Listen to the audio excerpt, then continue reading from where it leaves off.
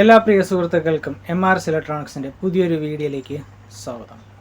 ഇന്ന് നമ്മൾ നോക്കാൻ പോകുന്നത് വോൾട്ടാസ് ഇൻവെർട്ടർ സ്പ്ലിറ്റ് AC ഒരു PCB ആണ്. അപ്പോൾ അതിൻ്റെ ഇൻഡോർ ഔട്ട്ഡോർ ബോർഡുണ്ട്, അതിൻ്റെ കണക്ഷനും കാര്യങ്ങളും കൊടുത്തിട്ടുണ്ട്.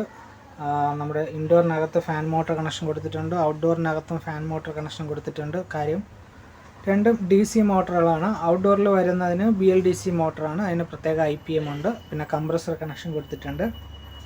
അപ്പോൾ ഇതൊരു റിപ്പയറിങ് വീഡിയോ അല്ല, ഒരു ഇൻഫർമേഷൻ വീഡിയോ ആണ്. കാര്യം ഇത് ഞാൻ വീഡിയോ എടുക്കാൻ കാര്യം എന്ന് വെച്ച് കഴിഞ്ഞാൽ ആദ്യമായിട്ടാണ് എനിക്ക് ഇങ്ങനെ ഒരു പ്രോബ്ലംസ് കിട്ടണത്. പക്ഷേ ഇതെങ്ങനെ എനിക്ക് റെഡിയാക്കാൻ പറ്റുമോ ഇല്ലയോ എന്ന് എനിക്കറിയില്ലായിരുന്നു. പക്ഷേ ഞാനിത് റെഡിയാക്കി വെച്ചിരിക്കുകയാണ്, സാധനം റെഡിയാക്കി വെച്ചിട്ടുണ്ട്. പക്ഷേ എന്താണ് അതിൻ്റെ ആ ഒരു പ്രോബ്ലം, ആ ഒരു ഇൻഫർമേഷൻ എന്നാണ് നിങ്ങൾക്ക് പറഞ്ഞു തരാൻ പോകുന്നത്. അപ്പോൾ ഇതിൻ്റെ ഒരു സാഹചര്യത്തെക്കുറിച്ച് പറയുകയാണെന്നുണ്ടെങ്കിൽ, ഈ ബോർഡ് ആദ്യം എൻ്റെ അടുത്ത് വരുന്ന സമയത്ത് ഇതിൻ്റെ ഔട്ട്ഡോർ ബോർഡിൻ്റെ ഇതിൻ്റെ MCU ഷോർട്ടായിരുന്നു. MCUയുടെ റീസെറ്റ് പിന്ന് ഷോർട്ടാണ്. MCU നമ്മൾ ഓൺ ചെയ്യുന്ന സമയത്ത് തന്നെ മറ്റ് ലൈറ്റും കാര്യങ്ങളൊന്നുമില്ല. ഷോർട്ട് ആയതുകൊണ്ടിട്ട് മറ്റ് അനക്കങ്ങളോ ഒന്നും തന്നെ ഇല്ല. അപ്പോൾ ചെക്ക് ചെയ്ത കൂട്ടത്തിൽ അത് ഷോർട്ട് ആയതുകൊണ്ടിട്ട് ഞാൻ പറഞ്ഞു ഈ ഒരു ബോർഡ് ചെയ്യാൻ പറ്റത്തില്ല, അത് റിട്ടേൺ ആണ്. അങ്ങനെ റിട്ടേൺ നമ്മുടെ ടെക്നീഷ്യൻ്റെ കയ്യിൽ കൊടുത്തു. അപ്പോൾ ടെക്നീഷ്യൻ അതേ സെയിമിലുള്ള ഈ ഒരു ബോർഡ് ഡൽഹിയിൽ നിന്ന് മുംബൈയിൽ നിന്ന് അവിടെ നിന്ന് വരുത്തിച്ചതാണ്. അപ്പോൾ വരുത്തിച്ച് കൊണ്ടുവന്ന് ഇട്ടു. അപ്പോഴത്തേക്കും E6 എറർ, കമ്മ്യൂണിക്കേഷൻ എററായിട്ടാണ്. അപ്പോൾ അവർ അയച്ച ആൾക്കാർ പറഞ്ഞു അത് കുഴപ്പമൊന്നുമില്ല, അത് വർക്കിംഗ് കണ്ടീഷൻ ബോർഡ് തന്നെയാണിത്, അങ്ങനെ പ്രോബ്ലംസ് ഒന്നുമില്ല, അവർ ചെക്ക് ചെയ്തതാണെന്ന് പറഞ്ഞു. അങ്ങനെയാണ് ഇപ്പോൾ രണ്ടാമത് എൻ്റെ അടുത്ത് കൊണ്ടുവന്നത്. അപ്പോൾ എനിക്ക് അറിഞ്ഞുകൂടാത്ത പല കാര്യങ്ങളും എനിക്കിപ്പോൾ ഈ ഒരു ബോർഡ് എന്നെ പഠിപ്പിച്ചിട്ടുണ്ട്. ആ കാര്യങ്ങളെക്കുറിച്ചാണ് ഞാനിപ്പോൾ പറയുന്നത്. അപ്പോൾ ഇത് കൊണ്ടുവന്നപ്പോഴത്തേക്കും നമുക്കിവിടെ E6 തന്നെയായിരുന്നു എറർ. E6 എറർ വരാൻ കാരണം എന്ന് പറയുന്നത്, ഇപ്പോൾ നമുക്കിവിടെ കമ്മ്യൂണിക്കേഷന് വേണ്ടിയിട്ട് 2 ഒപ്റ്റോ കപ്ലറുണ്ട്. ഈ 2 ഒപ്റ്റോ കപ്ലറിൻ്റെയും ഈ സൈഡിലായിട്ട് 2 സെനർ ഡയോഡുണ്ട്. ഈ 2 സെനർ ഡയോഡിൽ ഒരെണ്ണം ഷോർട്ടായിരുന്നു. ഈ ഒരു സെനർ ഡയോഡ് ഷോർട്ടായിരുന്നു. ഇപ്പോൾ എൻ്റെ ഈ ഒരു ട്യൂസ്റ്ററിൽ നിങ്ങൾക്ക് കാണാൻ പറ്റുന്നുണ്ടല്ലേ. ആ ഒരു സെനർ ഡയോഡ് അവിടെ നിന്ന് മാറ്റിയപ്പോഴത്തേക്കും 2 ഇൻഡോർ ഔട്ട്ഡോർ കമ്മ്യൂണിക്കേഷൻ കറക്റ്റായി. പക്ഷേ അപ്പോഴാണ് നമുക്ക് യഥാർത്ഥത്തിലുള്ള ആ ഒരു പ്രശ്നം വന്നത്. അപ്പോൾ ആ പ്രശ്നത്തിലോട്ട് പോകുന്നതിന് മുന്നേ നിങ്ങൾ ആദ്യമായിട്ടാണ് എൻ്റെ ഈ ചാനൽ കാണുന്നതെന്നുണ്ടെങ്കിൽ മറക്കാതെ എൻ്റെ ഈ ചാനൽ സബ്സ്ക്രൈബ് ചെയ്യുക, കൂടെ ബെല്ലൈക്കൺ കൊണ്ട് അമർത്തുക. എങ്കിൽ മാത്രമേ ഞാനിടുന്ന ഇതുപോലുള്ള പുതിയ പുതിയ വീഡിയോസിൻ്റെ അപ്ഡേറ്റ് നിങ്ങൾക്ക് ലഭിക്കുകയുള്ളൂ. ഓക്കെ, അപ്പോൾ ഇതിൻ്റെ കമ്മ്യൂണിക്കേഷൻ കറക്റ്റ് ആയതിനു ശേഷം ഇതിനകത്ത് സ്റ്റാർട്ടിങ് ആയത് തന്നെ നമുക്കിവിടെ LP എന്നുള്ള ഒരു എറർ വരുന്നുണ്ട്. അപ്പോൾ ഇത് ആദ്യമായിട്ടാണ് നമുക്ക് ഒരു LP എറർ ഇതിൽ വരുന്നത്. ഇതിനു മുന്നേ എനിക്ക് ഇങ്ങനെ ഒരു കംപ്ലൈൻറ്റ് കിട്ടിയിട്ടേ ഇല്ല, ഞാൻ ചെയ്തിട്ടുമില്ല. അപ്പോൾ എന്താണ് ഈ LP എറർ എന്നുള്ളത് ഇതിൻ്റെ എറർ കോഡ് ലിസ്റ്റിൽ എങ്ങും പറഞ്ഞിട്ടില്ല. എറർ കോഡ് ലിസ്റ്റിൽ പറഞ്ഞിട്ടില്ല. നെറ്റിൽ ചെക്ക് ചെയ്തപ്പോഴത്തേക്കും കാണിക്കുന്നത് നമ്മുടെ VRF, ഡെക്റ്റബിൾ, പിന്നെ കാസറ്റ് AC, ഇതിലൊക്കെയാണ് ഈ LP എററൊക്കെ ഈ ഒരു ടൈപ്പ് ACകളിലാണ് വരുന്നത്. പക്ഷേ ഇത് ഒരു സ്പ്ലിറ്റ് ACയിൽ ഇങ്ങനെ ഒരു എറർ ഇതിൻ്റെ എറർ കോഡ് ലിസ്റ്റിലും ഇല്ല, എവിടെയില്ല. പിന്നെ എന്താണ് ഇതിൽ LP എന്നും പറഞ്ഞ് ഒരു എറർ വരണമെന്നിങ്ങനെ സെർച്ച് ചെയ്ത് പോകേണ്ടി വന്നു.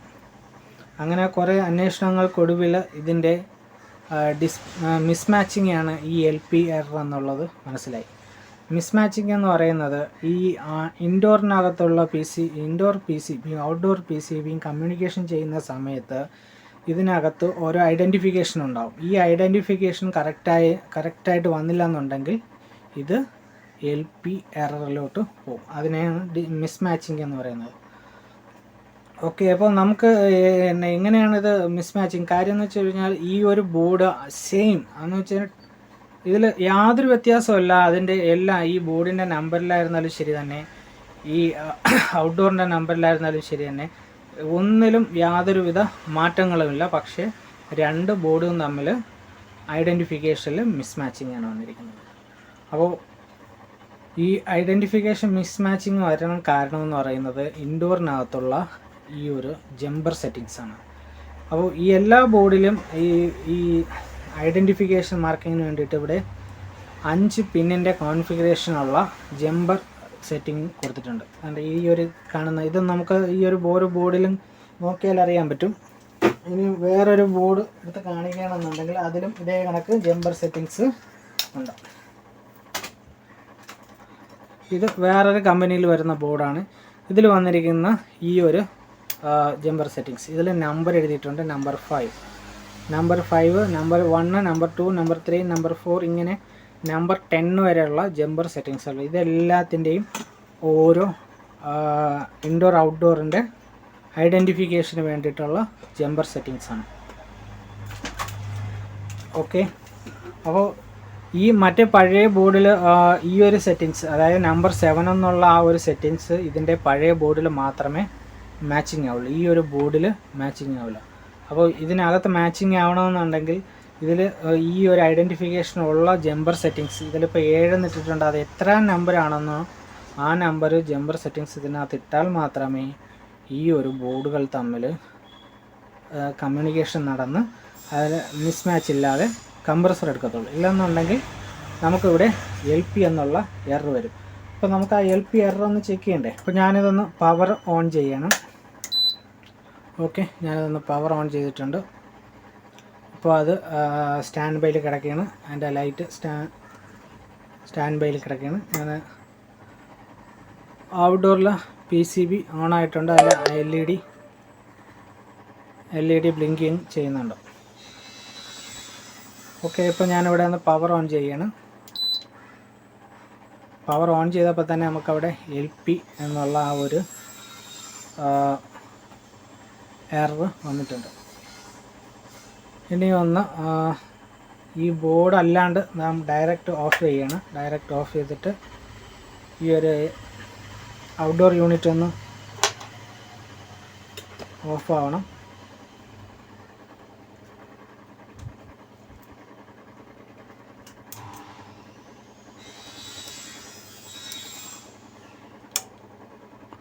ഓക്കെ, ഔട്ട്ഡോർ യൂണിറ്റ് ഓഫ് ആയിട്ടുണ്ട്. ഇനി ഡയറക്റ്റ് ഒന്ന് ഓൺ ചെയ്യണം. ഡയറക്റ്റ് ഓണായി. നമുക്കിപ്പോൾ ഇവിടെ 25 കാണിച്ചിട്ടുണ്ട്. ആ ഔട്ട്ഡോറിനകത്തുള്ള ആ LED കത്തുന്നതിൻ്റെ ഇതാണ്. ആ റെഡ് ലൈറ്റ് കത്തി കഴിഞ്ഞാൽ അവിടെ LP ആവും. അതായത് കമ്മ്യൂണിക്കേഷൻ നടക്കുന്നുണ്ട്. ഈ ജമ്പർ സെറ്റിങ്സ് കറക്റ്റ് അല്ലാത്തത് കൊണ്ടിട്ട് ഇപ്പോൾ നമുക്കിവിടെ ഐഡൻറ്റിഫിക്കേഷൻ മാച്ച് ആവുന്നില്ല. ഇൻഡോറിൽ LP എന്നുള്ള എറർ കൊടുത്തിട്ടുണ്ട്. അപ്പോൾ ഇത് കണ്ടുപിടിക്കാനാണ് പാട്.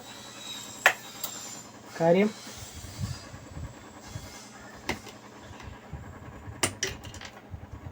ഞാനിപ്പോൾ അതിൻ്റെ ജമ്പർ ഇളക്കിയിട്ടുണ്ട്.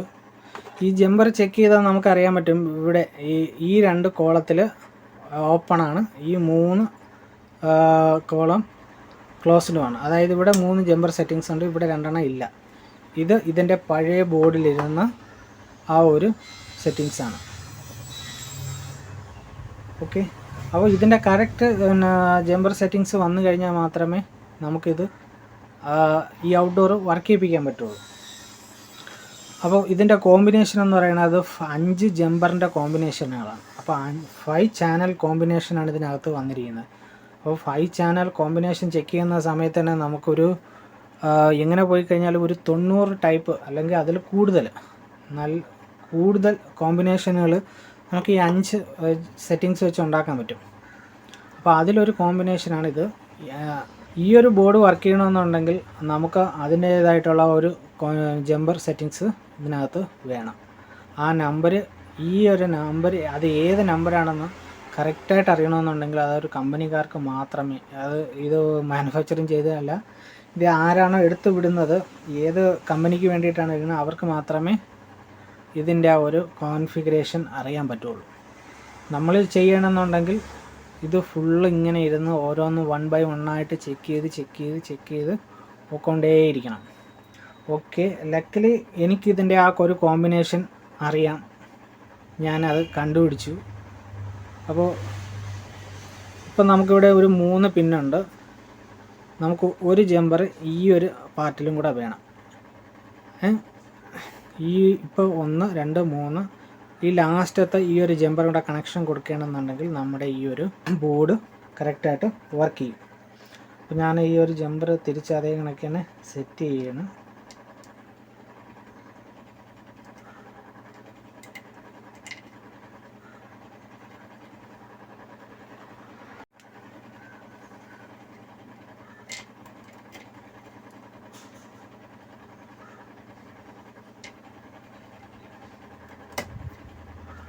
Number 7 number. ഓക്കെ, ഇതിൻ്റെ ബാക്ക് സൈഡിൽ ഈ ജമ്പറിൻ്റെ സെറ്റിങ്സിൽ ഇപ്പോൾ ഈ ഒരു 3 എണ്ണം ഇവിടെ ജമ്പർ സെറ്റ് ചെയ്തിട്ടുണ്ട്. 1 2 3. ഇനി സെറ്റ് ചെയ്യേണ്ടത് ഈ നാലാമത്തെ ആ ഒരു 2 പിന്നും കൂടെ നമ്മൾ ഷോർട്ട് ചെയ്ത് വിടാൻ പോവുകയാണ്.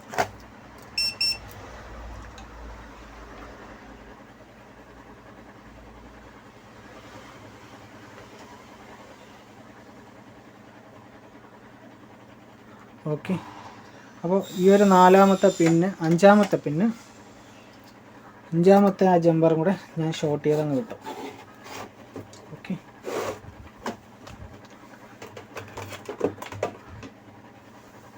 എന്നിട്ട് ഞാൻ പവർ ഓൺ ചെയ്യണം. ഇപ്പോൾ ഇത് 25-ൽ വന്നു. ഔട്ട്ഡോർ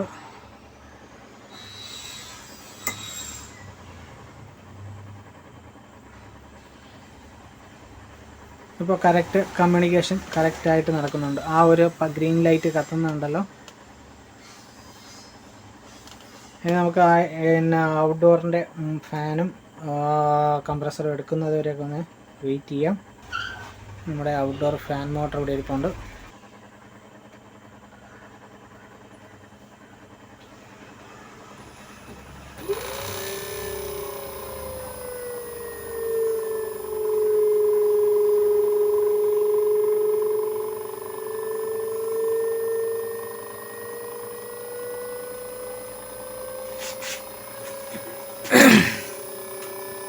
ഓക്കെ, ഇപ്പം നമ്മുടെ ആ ഫാൻ മോട്ടറും എടുത്തിട്ടുണ്ട്, കംപ്രസറും കറക്റ്റായിട്ട് എടുത്ത് വർക്ക് ചെയ്യുന്നുണ്ട്.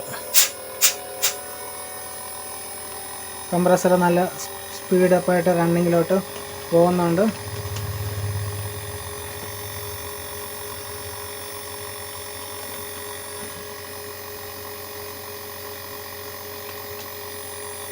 ഓക്കെ, ഇപ്പോൾ നമുക്ക് ആ ഒരു LP എന്നുള്ള എറർ വരുന്നില്ല. കാര്യം ഇൻഡോർ ഔട്ട്ഡോറും തമ്മിലുള്ള മിസ്മാച്ച് എന്നുള്ള ആ ഒരു ഫോൾട്ട് മാറിയിട്ട് കറക്റ്റ് ഐഡൻറ്റിഫിക്കേഷൻ വന്ന് ബോർഡ് കറക്റ്റ് റണ്ണിങ്ങിലായിട്ടുണ്ട്.